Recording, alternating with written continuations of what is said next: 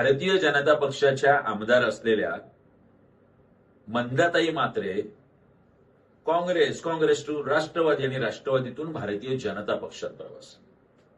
उमेदवार असलेले संदीप नाईक शिवसेनेतून राष्ट्रवादी काँग्रेसमधून भारतीय जनता पक्ष आणि भारतीय जनता पक्षातून परत एकदा राष्ट्रवादी काँग्रेस.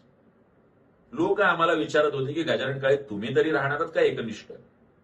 होय, आम्ही 500 रुपयाच्या बॉन्ड पेपरवर आज लिहून दिलंय, एकनिष्ठतेचा बॉन्ड लिहून दिलाय.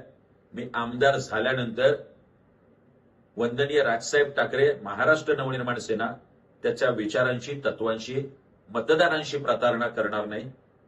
भविष्यातही मला मनसेने तिकीट दिलं नाही तरी सुद्धा महाराष्ट्र नवनिर्माण सेना हा पक्ष मी सोडणार नाही.